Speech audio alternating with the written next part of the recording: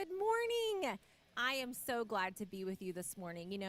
I don't know how you found us. I don't know if this is your first time or if this is your 100th time watching us, but I'm glad that you're here and I know that God has something for you. This morning we are continuing our I Found series, and that is on just things that people find at church. And one of the things that we find around here is community. And so I want to encourage you while you're watching this morning, in the comment section, say hello, comment, let us know where you're watching from. You know what? Let us know what's going on in your life. What are you excited about? I know for me, I am really excited about the end of school because with the schedules and having the kids in school, I love summer, and I love when we don't have to have a schedule and we can hang out with the pool. And Mother's Day is also coming up, which is one of my favorite holidays because it's a holiday that I get together with my sister and my mom and my daughters, and we kind of just relax. It's a low-key holiday. And so you know what? I guess you could consider this your warning. Mother's Day is coming up. You might need to go ahead, get on Amazon, send your mom a gift. And I also know that Mother's Day, sometimes it's not easy for everybody, and I want you to know that we understand that and that we're praying for you. So, like I said, engage in the comments. Let us know where you're watching from, because at Rock Point, we believe that we are all one church. We have multiple locations, but we're one church. And one of those locations is right there in your living room. So be a part of the church this morning. We have a great message planned. The band is going to sing some songs. You know what? Stand up. Sing with them. Why not? All right, I'll see you afterwards. Bye-bye.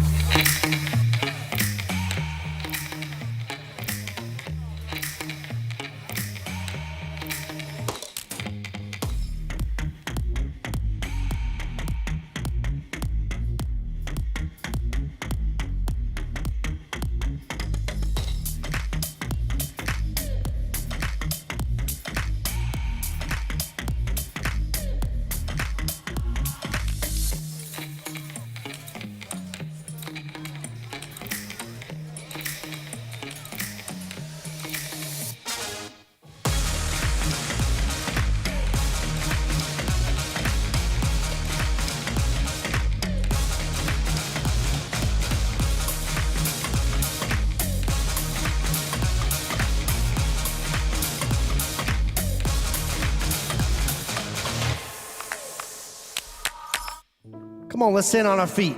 Some may trust in horses, some may trust in chariots. Oh, but I will trust in the name of the Lord.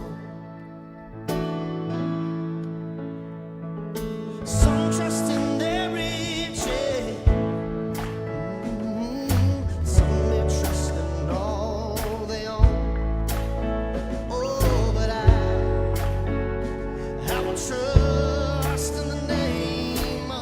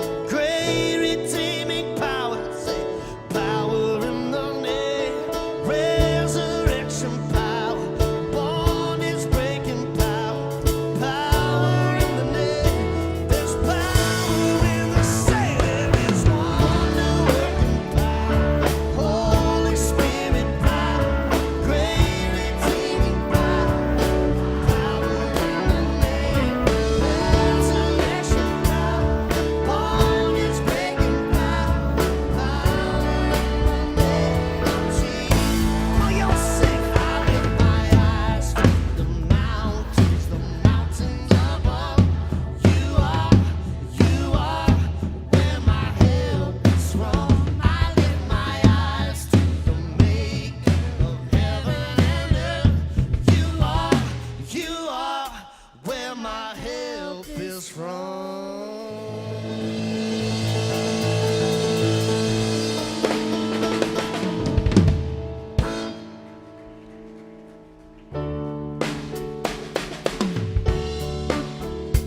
How y'all doing this morning? Y'all can do better than that. I said, how you doing this morning? Well, y'all put y'all's hands together. So here's the deal. This morning we want to have what's called a sing-along. So in a little bit, we're going to sing songs. If you've been coming to church here for a little bit, you'll know. If not, I'm sorry. Just sing I Love Watermelon or something like that until you catch on. So this morning I asked the band, I said, guys, we got to bring it this morning, all right? And we're ready for that. But we want you to just sing it out this morning. Whatever you're feeling, feel free, feel loose, clap along. Whatever you're feeling this morning, we just want to have a good time. Can we do that this morning? Can we do that this morning? All right, here we go. Y'all just sing this with us. I lift my eyes. Here we go. I lift my eyes to the mountains above.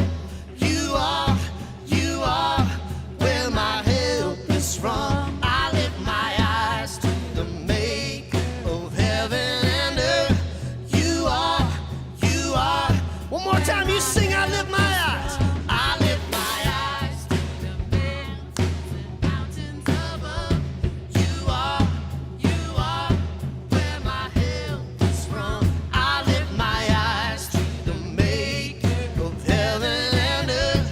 You are where. Come on, play them drums.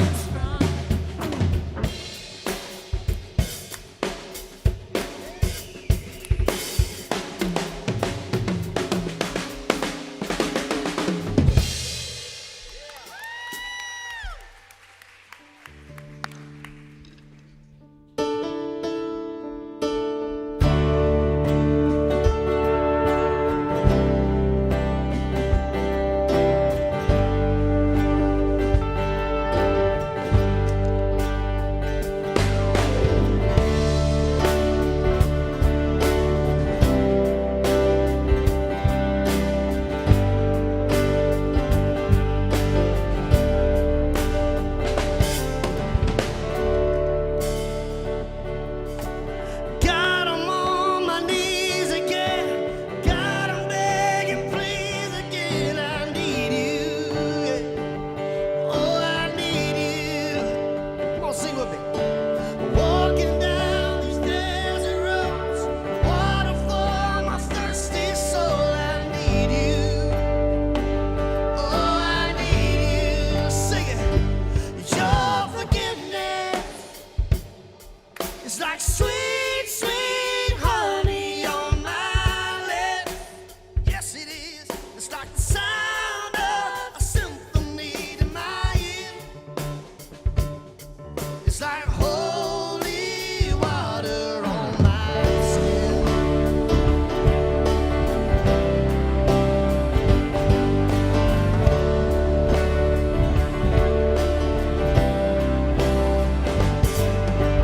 Dead man walking.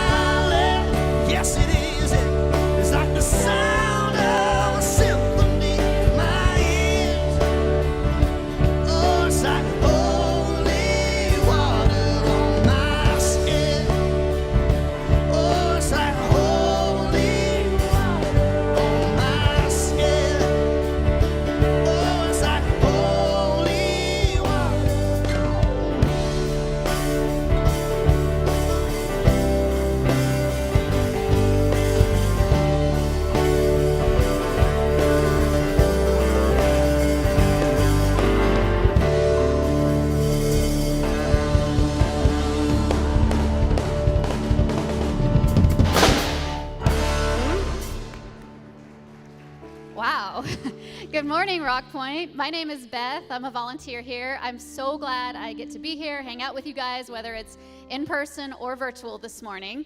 If it happens to be your first time here, in person or virtual, we're just glad you came to check out this place. Our family first walked in 8 years ago. They haven't been able to get rid of us yet, and so they're trying, but we're here to stay.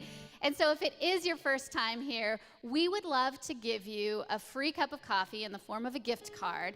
And to get that, in person or virtual, check out your screen. There's a phone number on there, 512-710-2323, and there's a keyword on there. Just text that keyword to that phone number, and we'll get you your free cup of coffee. Let's do some more loud singing.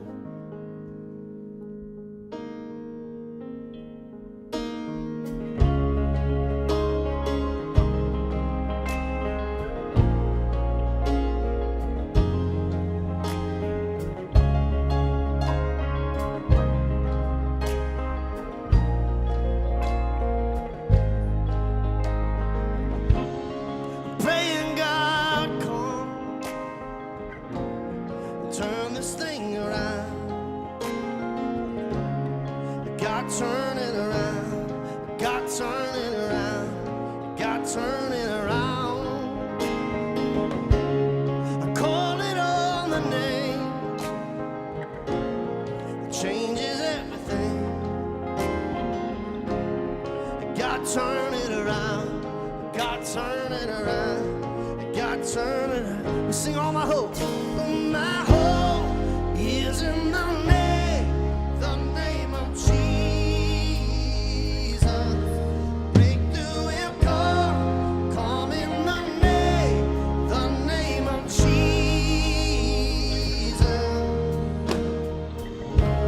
I'm praying God come, turn this thing around. God turn it around. God turn it around. God turn it around. Oh, I call it, sing it. I call it on the name. It changes everything. God turn it around. God turn it around. Come on, somebody say it. All of my hope is in the name of Jesus. Breakthrough will come in the name of Jesus. God turn it around. God turn it around. God turn it around. God turn it around. God turn it around. God turn it around. Let's sing. He is up to something. He is up to something. God is doing something right now. He is up to something. He is up to something. God is doing something right now. He is healing some. He is saving some. God is doing something right now. He is healing some.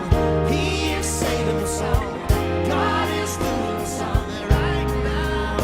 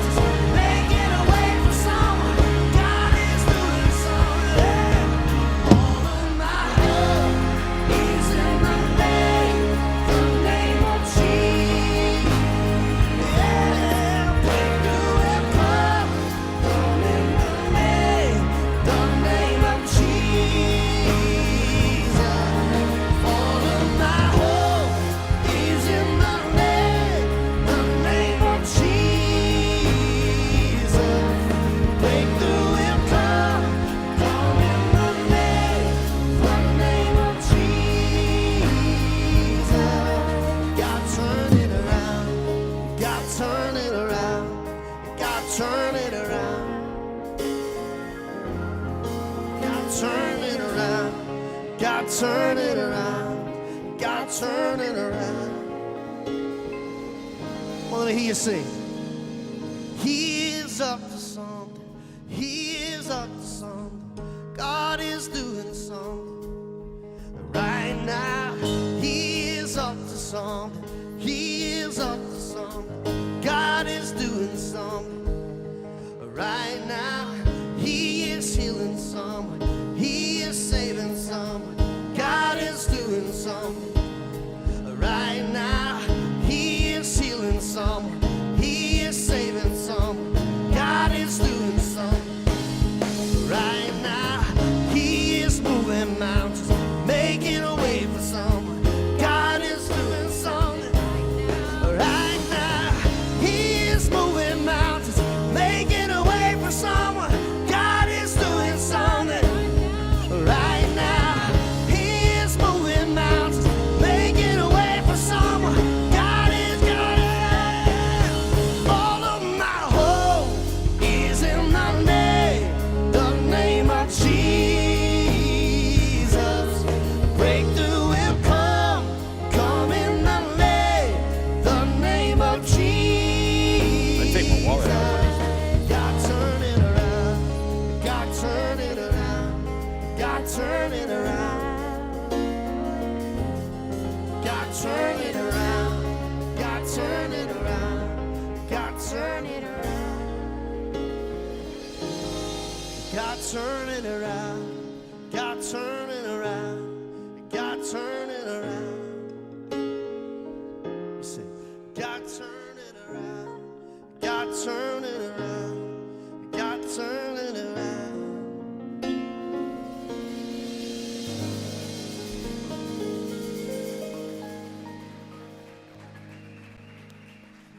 Hey, you guys are welcome to have a seat and watch the screens.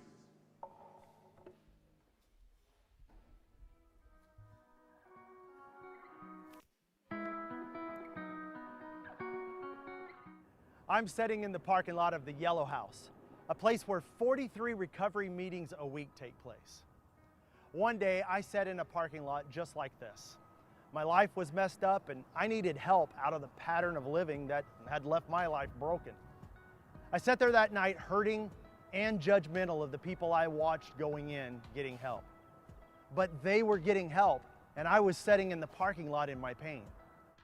All these years later, I am so glad that group existed for me to walk into. Addiction affects not only those in its grip, but their families who suffer with them, their friends, coworkers, employers, and anyone who shares the road or interacts with them. Helping people and their families have the tools to heal from life's hurts is our passion and our purpose. Recently, the landlord sold the property and gave notice to these 43 recovery meetings that they needed to move to make way for new city construction. So they jumped into action and now have purchased 3 acres in Leander and need to build the new home for these meetings. Every one of us has been affected by addiction in some way. We need these 43 recovery meetings in our city every week, and we can do something about it. I am introducing Project 43. This is our initiative to give $25,000 between Easter and Mother's Day towards building a new home for these meetings.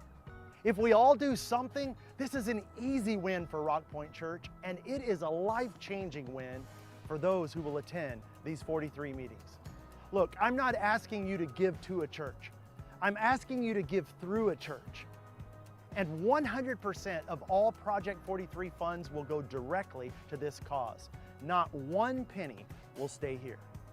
So let me ask you, will you give today and help and offer 43 opportunities a week for people to get out of the parking lot and walk in and get help?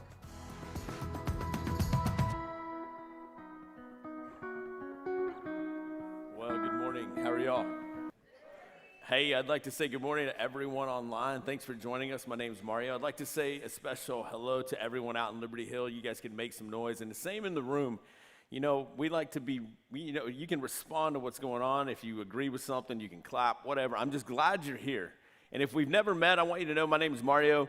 I am the campus pastor out at our location in Liberty Hill, Rock Point, Liberty Hill. So I want you to know I'm so excited to be here.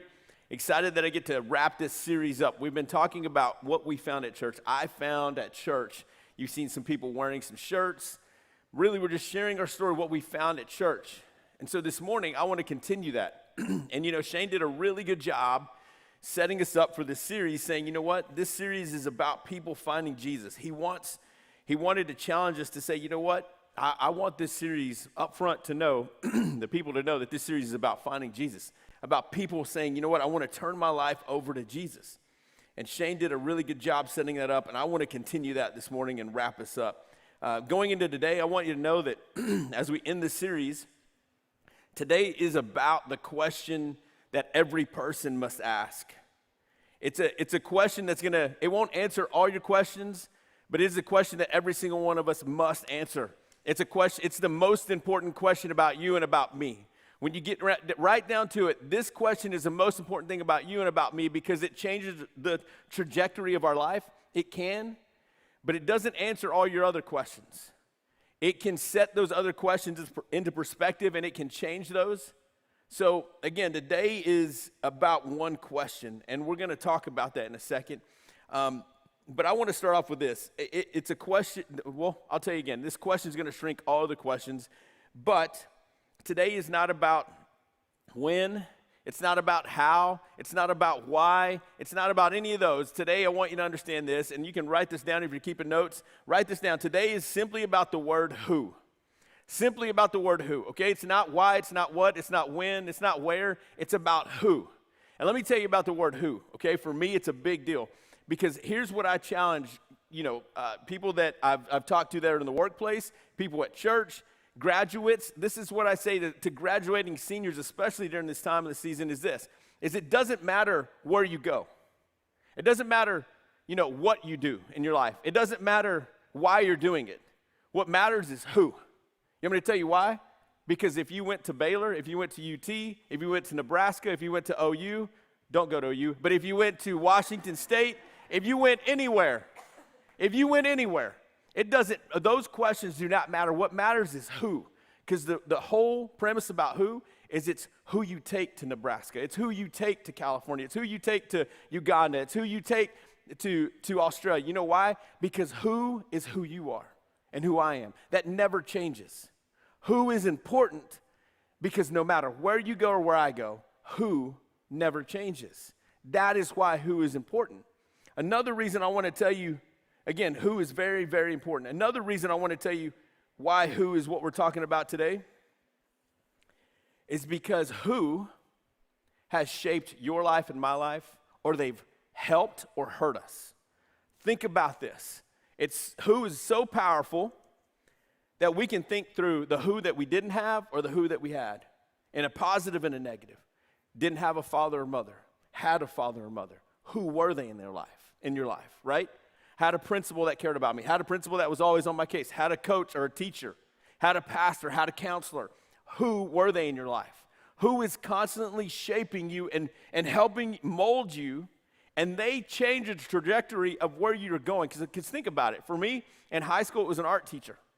I don't know if he'll ever watch this, but man, his presence in my life was I wanted to be someone that I was trying to be someone who I wasn't, and he knew who I should be.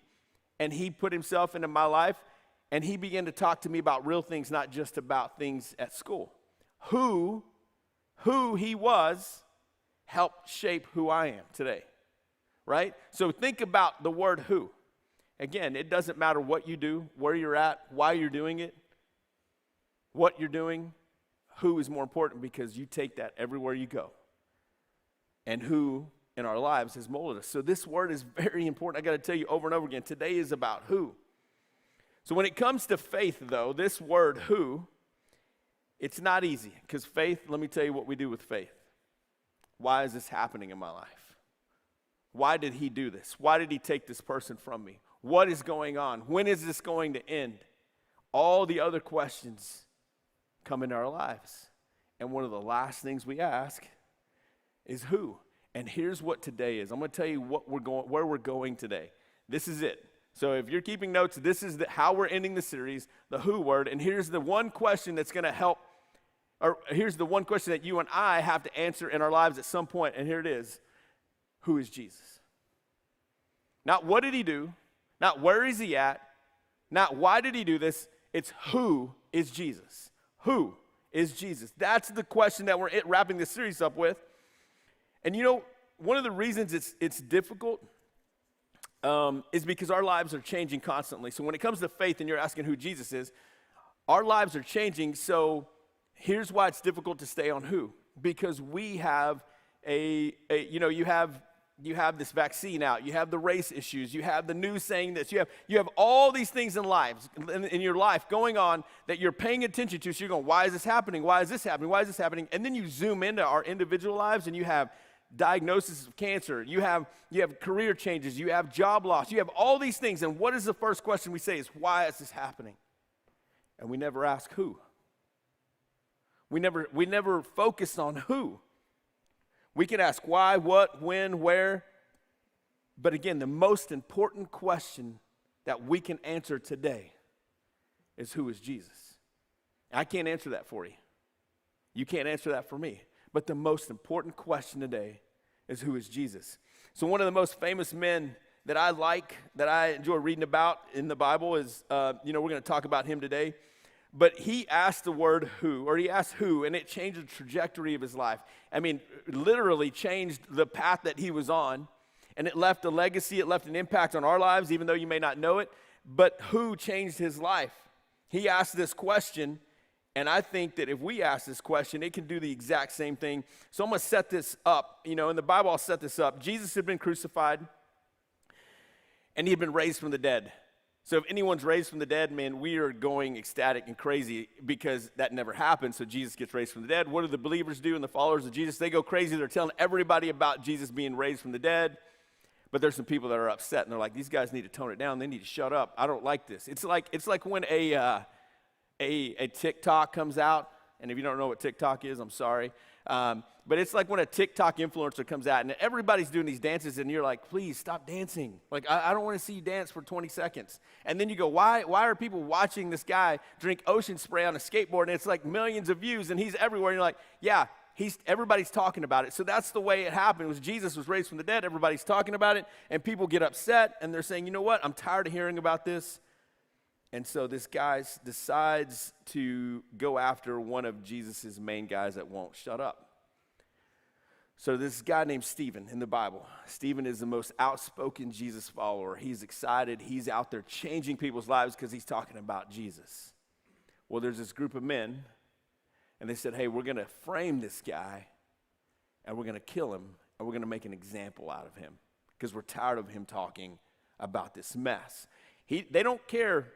They're seeing what they're doing. They're seeing how they're doing it. They're seeing why they're doing it. They never understood who Jesus was, right? They never understood who he was. They knew about him, but they never understood who he was. So they go to Stephen, and I'm gonna pick this up here. There was this guy named Saul that, back in the day, one of the most important things I got to tell you is when you were stoned to death, there had to be a witness. So if I was going to take you out to the outside of the city and we were going to stone you to death, there needs to be witnesses, is what the Bible shares with us, and history. So let's pick this up right here. Saul is the guy that's going to end up killing Stephen, but here's what it says. At this, they covered their ears, and yelling at the top of their voices, they rushed at him. They rushed at Stephen, the guy that is excited about Jesus. They dragged him out of the city, and they began to stone him. Meanwhile, the witnesses laid their coats at the feet of a young man named Saul. So Saul is standing there, and they lay all these people that are stoning Jesus, all these witnesses come and lay their coats at the feet of Saul, and Saul is giving the okay to kill Stephen. Like, this is it. Don't miss this part because this is very important. Listen to what it says. And Saul approved of the killing, of their killing of him. On that day, listen to this, a great persecution broke out against the church in Jerusalem, and all except the apostles were scattered throughout Judea and Samaria. So when this happened, I need you to understand, Saul had officially said, it's open season on Christians. It is okay to go out and kill them. Go find them. Now that they're scattered, go out and kill them. This is my passion. This is my drive. What I'm here to do is to end the church because I don't want them talking about this guy named Jesus. I don't care who he is. I know what he did. I know what he stood for. I don't know who he is, but I want to kill them all. So what does he do? He goes after them, right? He goes after them. And in modern day, I want you to know that this is like the terrorist groups and all the regimes in the Middle East going, hey, we're going to do this to women, kids, men. And all we do is we hear about it on this side of the world. It's horrible what they do. That's what Saul was doing to people of Jesus. He was killing them. He was giving the okay. And so he's heading out to Damascus, this place, to go pursue killing some believers. And then something happened. And that's where we got to pick it up again. Listen to this. As he neared Damascus on his journey, suddenly a light from heaven flashed around him. He fell to the ground and heard a voice say to him, Saul, Saul, why do you persecute me? I don't know about you, but when Jesus says your name twice, people say that's important, right? It's just like your mom, she says it once. Maybe I'll ignore her. She says it twice, then you got it, or your dad, you're like, oh, he means some business. Jesus says your name twice. You might want to listen on the first time, but he says, Saul, Saul, why do you persecute me? So you see, Saul is concerned about killing this idea, this religion, this ideology, this theology. He's ready to kill that, okay? He's not thinking of Jesus. He knows what Jesus did and what he stood for. He doesn't know who he was. He knows what he did, and he wants to kill that. And so when he says, why do you persecute me? Saul's going, what is this guy talking about? He's blinded. And so this is Saul's response. Saul's blinded on the ground, and this is what Saul says. Who are you, Lord? Saul asked. So he didn't ask, all of a sudden, I'm blind. He's on the ground. He's not saying, why is this happening? How long am I going to be blind? What, where am I at? He says, who are you, Lord? Who? He went straight to, okay, who are you? And that's where we need to learn something today. But here's Jesus' response to him. He said, I am Jesus, whom you are persecuting, he said. So Jesus didn't even talk about the people that he killed. He said, you're persecuting me. You're asking who I am. You're persecuting me. Jesus went straight to the who. And this is where we can take something from today. And again, if you're taking notes, this question, again, today's question is something you must ask and I must ask, and we must get to the bottom of this in our lives. But here's what I want you to know about this question is this. Is Paul, if you'll bring up this note, it's this. Is Paul didn't get all his questions answered, right? He didn't get all his questions answered, but Paul recognized who Jesus was. And the reason his name is Paul now is because here in a little bit, you'll see that Jesus changes his name. But Paul recognized who Jesus was. He didn't get any of his questions answered, but in that moment, he recognizes, oh no, this is Jesus. This is who he is. And so I believe for you and me today, and all of us watching, I believe that we don't recognize Jesus because we're asking the wrong questions, and most of us aren't blind.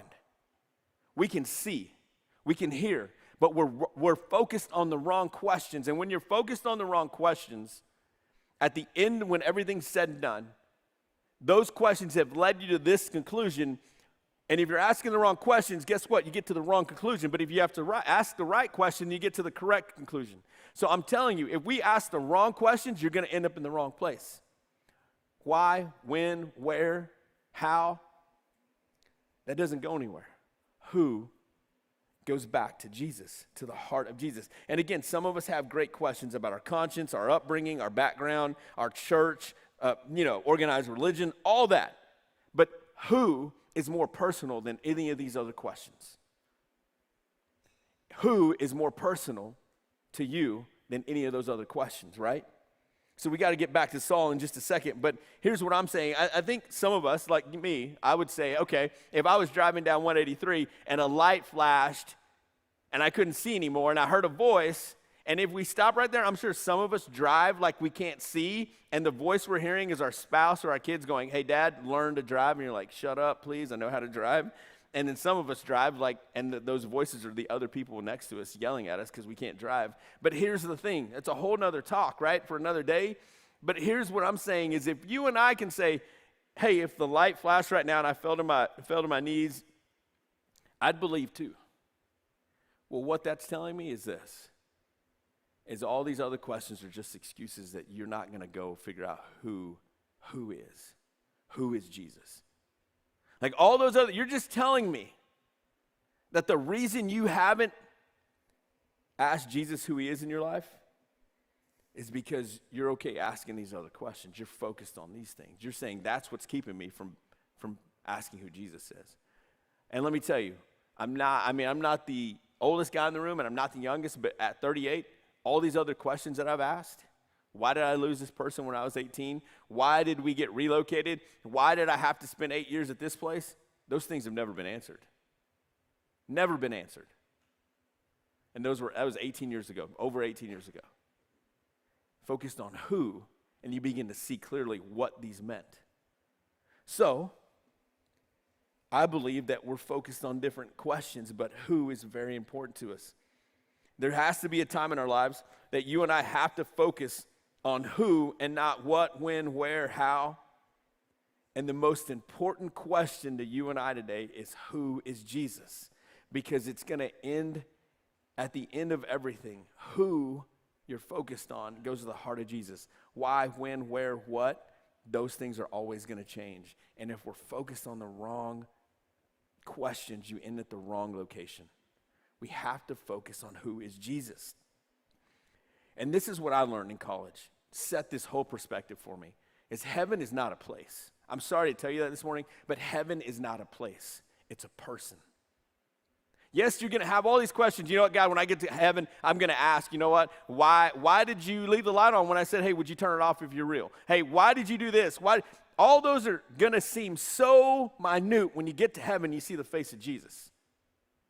Heaven is not an idea. It's not yes, it's a place, but you're not going, when I get there, it's all about why. When I get there, it's all about what. When I get there, it's all about where. No, you know what? It's a person. It's Jesus. So who is Jesus to you? I can't answer that. But if you want to ask all these questions, I'm telling you, in history, not all those questions have been answered. But who is Jesus is available to all of us. And so heaven is not a place, it's a person, is the way I see it. And then not in closing yet, but when I go, how do we sort this out in our lives today? So what do we have to do today? And here's what's crazy, is it's not over for Saul, right? Saul got blinded. He fell to his feet, fell to his knees. God said, hey, get up and walk to this town. He had a couple of guys with him. The Bible says they lifted him up, and they walked with him, and they stayed with him for 3 days because he was blind. He couldn't drink water. Jesus gave him specific instructions to walk to this house. Well, as he's walking, Jesus comes to Ananias, this other guy, and says, Ananias, I need you to go meet Saul at this house. And if you're Ananias and you hear the word Saul, the name Saul, you're going, Jesus. I don't know if you know this, but this guy you're telling me to go meet has killed people because of you. And Jesus tells him again, twice, Ananias, go meet Saul at this place. And here's what's interesting. Ananias listens, but listen to the way Jesus responded about Saul, the guy who's killing. He said this, and I will bring this up. He said, I'm going to read this to you. You may not have the notes, but it said, go. Jesus said this to Ananias, go. This man is my chosen instrument to proclaim my name. So a man that's killed people, Jesus says, go now because this man is a murderer. He's condemned. No, Jesus said, he is my chosen instrument to proclaim my name. Hold on. So you're telling me that this guy screwed up, saw people murdered, gave the okay, What I would say is we need to put him in prison. You need to judge him right here. You need to stone him to death. But here's the creator of the world who says, let me tell you who you are. You're my chosen instrument. Chosen. You've been picked. I don't know if any of you have ever been picked last for a team. That sucks. Like, seriously. You're sitting there going, oh, okay. Okay. And then you're standing there with a girl. If I was a guy back when I was playing football, and she was a girl and I was a guy, not that girls aren't as good as I was at football, but they would pick her and I'd go, sucks to be me. Or if you're the guy picking people, you're going, hey, her, him, her, and it's like kickball or dodgeball day at school, and you want the guy that's the biggest, and you're like, I don't want, and all of a sudden you're stuck with all the people that you don't want to be stuck with, and you're like, man, we're going to lose. And Jesus goes like this, you're chosen, and I choose you. You're chosen. I don't care where you work. I don't care who you work with, right? I do, but here's what I'm saying. I don't care where you work, what you're doing, why you're there, how it's going. You're chosen for that opportunity. You're chosen for that influence. So, Jesus says he's my chosen instrument. And I want to tell you a few things about Jesus real quick before we wrap up. As he knew where Saul was going to be that day on the road to Damascus. And he knows where you're sitting today. And if you've answered that question about who, where you're struggling, how you're going to make ends meet. He's going, no, I know where you're at. It's about who, and I'm meeting you here today. He never gave up on Saul, and he hasn't given up on you. That's who Jesus is. Now listen to this one. He knew the influence that Saul could have, and he chose him. He knows where you work. He knows what family you're a part of. He knows the life situation that you're in. He knows all the other questions. But guess what Jesus says? He's saying, I've chosen you because of who you are and who you're around. I need you, so I'm choosing you. Being out in Liberty Hill, if I can share something real quick, is as a campus pastor, every Sunday morning I see new families walk in. Hey, how'd you hear? How'd you hear about our church? Oh, my son or daughter comes to take over. Oh, my son or daughter is here on Wednesday night. Oh, my son or daughter has found this place on Wednesday night. Can I tell you something? One of the most amazing things as a pastor is to see students lead back through their family tree, and they're the reason that their life has changed. Their mom, their dad, their sister, their brother. You're chosen. You're here for a reason. Jesus knows why you're here. And then here's the last one, is he gave Saul a new name. He called him Paul. And I don't know you know this, but Paul wrote a majority of the rest of the Bible in the New Testament that you and I read, that you and I come to church for. Talk about influence, life change, the ripple effect of one person saying, who are you? Who are you? And I'm not saying you're going to write 1,000 books and you're going to make a living, but here's what's more important to me is Jesus is going. For those of us that have asked the question, who's Jesus? And you say, hey, he's my Savior, I'm a believer, I'm a follower of Jesus. Here's what he's saying to you today. So if you're a non-believer, you're off the hook for a second. But if you're a believer in Jesus, you're a follower, and you go, I've asked that question, how important it is if Paul wrote this Bible and he changed the world, you're the only Jesus that some people see at your place of employment. But maybe what they hear is more whining and complaining than the face of Jesus. So when we're not in a situation, myself included, I complain, I get upset, rather than going, who do I need to be for this guy, for this gentleman, for this lady, for this family? Because you're the only Jesus that they see. You're the only who that they see. And sometimes, if I'm the only Jesus they see and they go, nope, that's not what I want, the ripple effect in that family could be horrible.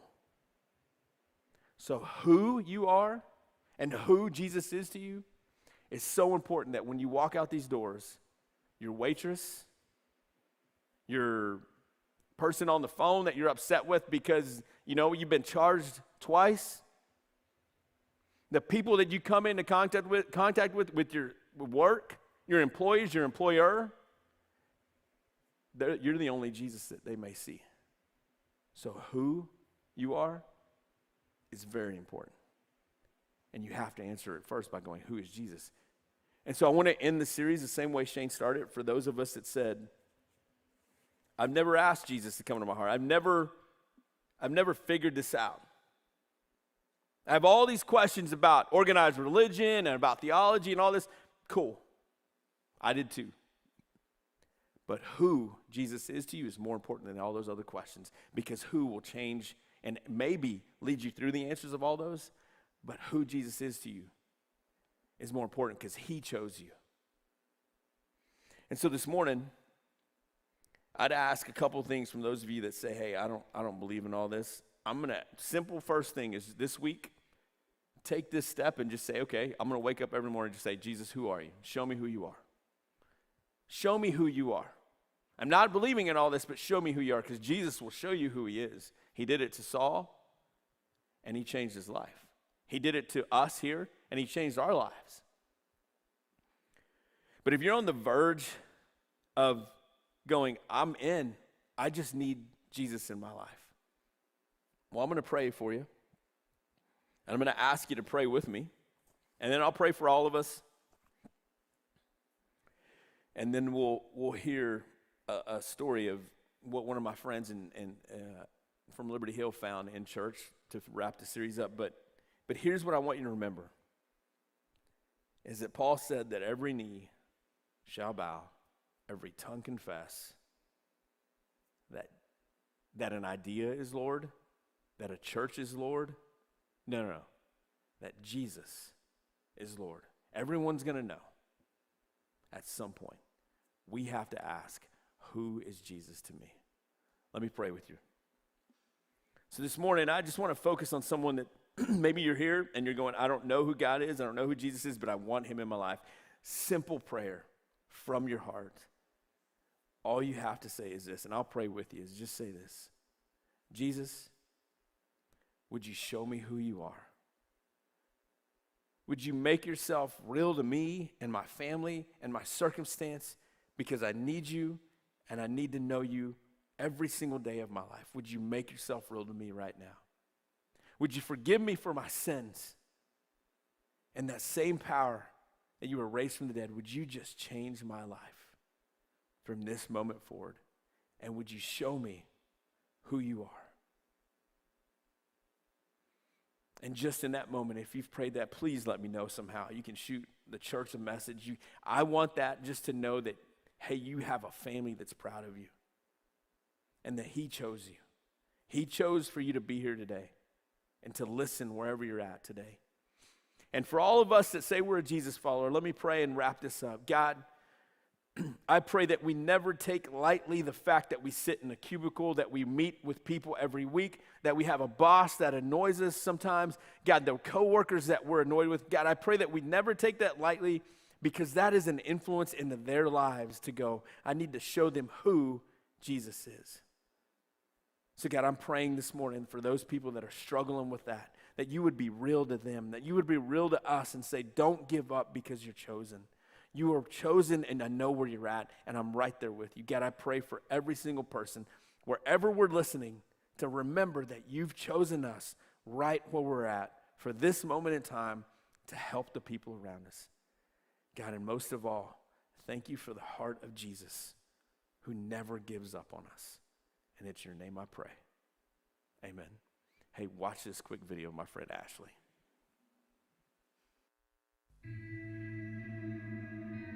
I grew up in a Christian home. I always, heard about God. I knew all the Bible verses.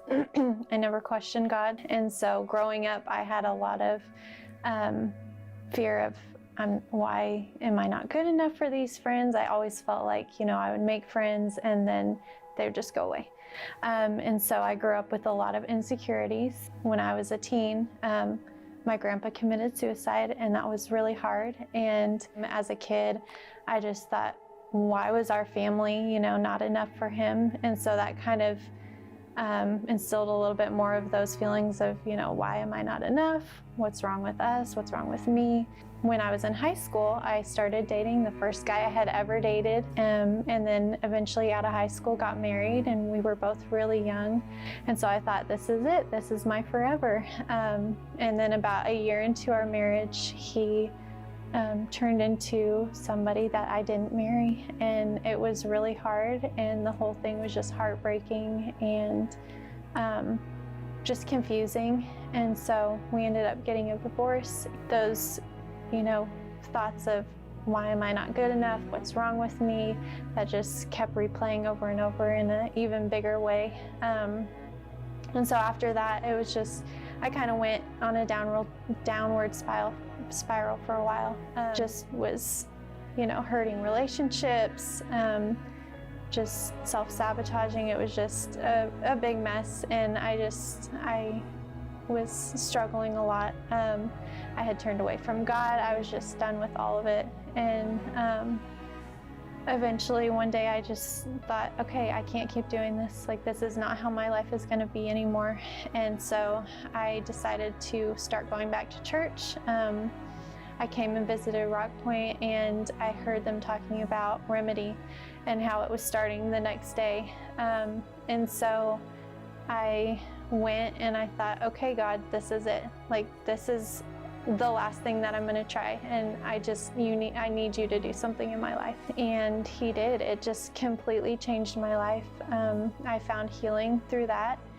I kept going to church every Sunday here at Rock Point, and I started realizing, man, these people really know how to love like Jesus does.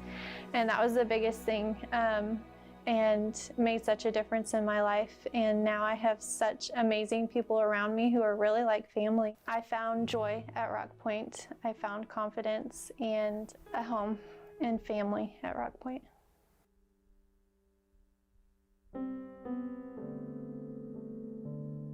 Well, wasn't that great? Yeah.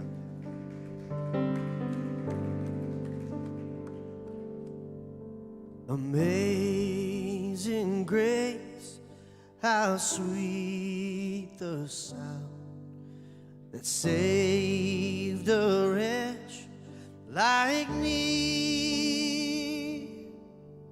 I once was lost, but now I'm found. Was blind, but now I see.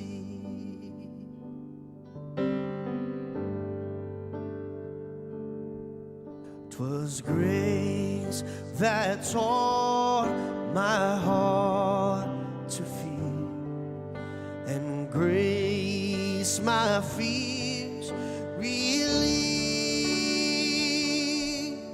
How precious did that grace appear the hour I first believed. My chains are gone, I've been set free. My God, my Savior has ransomed me.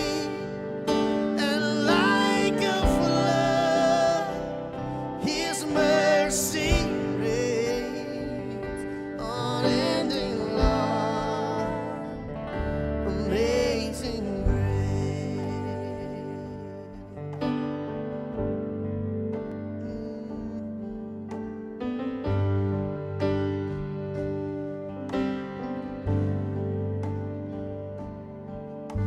The Lord has promised good to me. His word, my hope secures.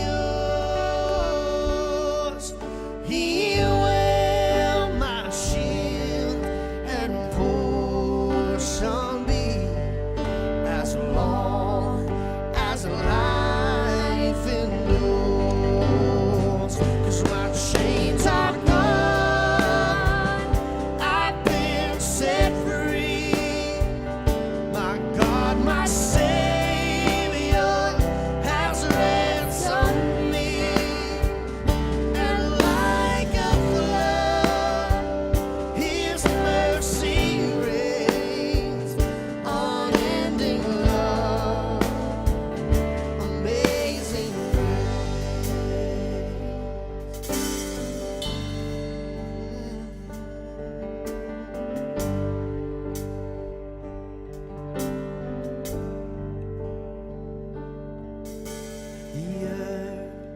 shall soon dissolve like snow. The sun forbid to shine, but God who called me here below will be forever mine, will be forever mine. Oh, you are forever mine. Come on, let's sing my chain. My chains are gone. I've been set free. Oh, yeah. My God, my Savior has ransomed. Oh, you're like a flood and like a flood. His mercy reigns, unending love, amazing grace. My chains are gone, my chains are gone. I've been set free.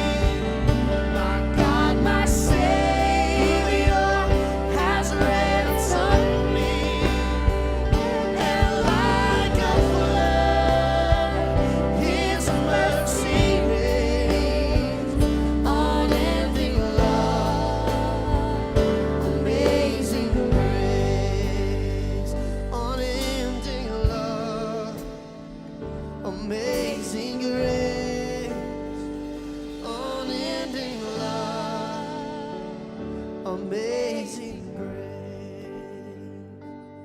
Come on, let's stand together to our feet. Let's sing this together. Amazing grace, how sweet the sound that saved a wretch like me. I once was lost, but now I'm found. Was blind, but now I can see.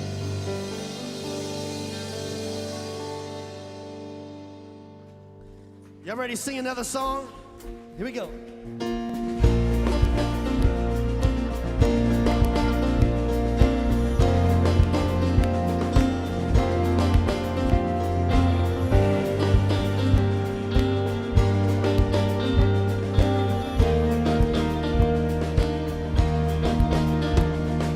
Come all you weary, come all you thirsty, come to the well that never runs dry. Oh, drink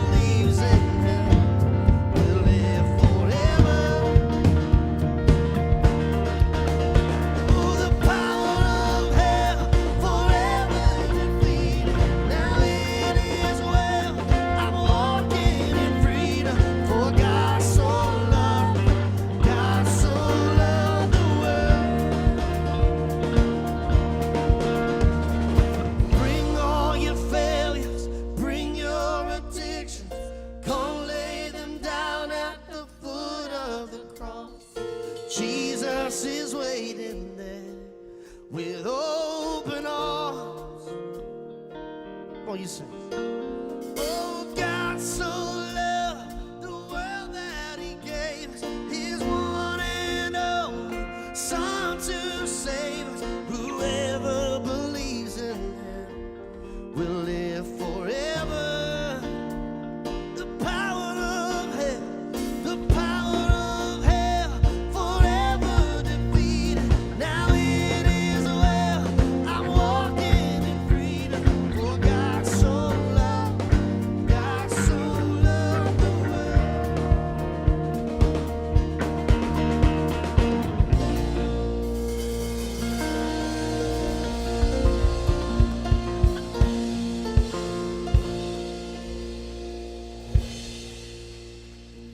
You know, after a message like that, I just pray that you heard exactly what it was that God had to say to you.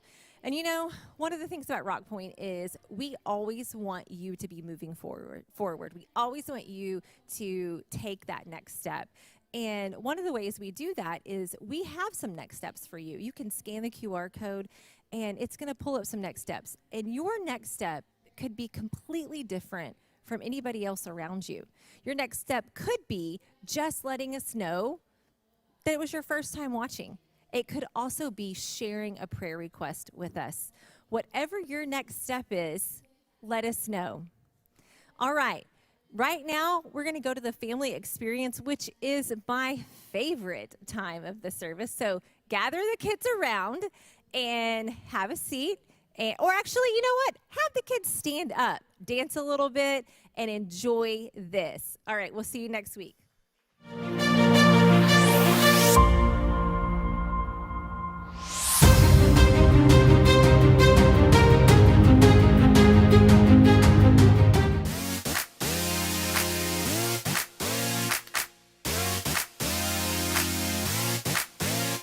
Hi everybody, I'm Michaela and I am training for a 5K race.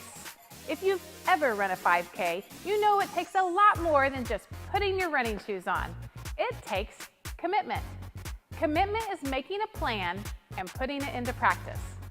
In today's story, the Apostle Paul wrote about training for a different kind of race. Did you know that some writers of the Bible talk sports? Well, not every sport, but at least one that you are familiar with. Yep, running. Running has been around ever since God created people. In fact, the Apostle Paul uses running as an example in one of his letters to the church in Corinth. In a race, all the runners run, but only one gets the prize. You know that, don't you? So run in a way that will get you the prize. Now, Paul is talking about more here than just running, but first you have to understand what it takes to run a long race. Let's say you want to run a marathon. That's 26.2 miles. There's no way you can just hop up off the sofa where you've been playing video games for months and run that far. So, you need a plan. When I was preparing for my first marathon, I found this plan. I started training more than 4 months ahead of the race, and I started with just a few miles at a time. Once you've got a plan, well, then you gotta move. That means short runs, long runs, and cross-training to work other muscles and prevent injury. Next up, you've got to fuel. Plenty of water, of course. Plus, you need healthy carbs for your long runs like bananas. And maybe some spaghetti and meatballs. What's the last part of your training? Get ready for it. Rest. If you don't rest and let your body recover, you'll get burnt out or injured. The last few days before a marathon, you don't even run at all. Yeah, running a long race is no joke. But Paul says what we're doing right now, you and me, is even more important. All who take part in the games train hard. They do it to get a crown that will not last. but we do it to get a crown that will last forever. So I do not run like someone who doesn't run toward the finish line. I do not fight like a boxer who hits nothing but air. Paul packs a lot of weight into just a few sentences. Whether you planned it or not, we are all running a race right now. Okay, so that's a little crazy. Clearly, I'm standing here talking to you, and you aren't outside running laps either. But Paul is talking about a way of life, a journey. We're all focused on the finish line, life forever with Jesus, but in the meantime, every step along the way is important as we live out what matters most. Jesus reminded his followers, Love the Lord your God with all your heart and with all your soul. Love him with all your mind. Love your neighbor as you love yourself. Yep, love God, love others. That's what matters on this journey together. But just like you can't skip from jogging one lap around the school gym to running a 26.2-mile race, you're gonna need some practice. Your Love God, Love Others marathon needs a training plan. Now, none of us have it all figured out, but here are 4 important things to start with. In fact, you may already be doing some of them. First point, hear. God is the master teller of this amazing story. He's the author of this whole race, so the most important thing is learning to hear from God. That means digging into God's word and hearing the stories and wisdom from people who walked with him. And you can also hear from God from people around you in your life who know and follow him. Now, here's the second step in training for our Love God, Love Others marathon. Pray. Okay, when you hear pray, you might think, In nomine Patris et Filii et Spiritus Sancti. Truth is, you don't need fancy words to pray. You can talk to God anytime, anywhere, about anything, just like talking to your mom or your best friend. Now let's take a look at point 3 in our training plan. Talk. Hello out there! Tell other people what God has been up to in your life, what's changing, how you're learning to love others better. And here's the final point in your Love God, Love Others training plan. Live. Live for God. Let his love fill up every part of your life, at home, at school, at church, even when your dad makes you stop reading your book to play a game with your little sister. Hear, pray, talk, live. That's how you practice loving God and loving others. As Paul wrote, So run in a way that will get you the prize. We do it to get a crown that will last forever. and when you do, you will live out Paul's wisdom to the Corinthians and win the race.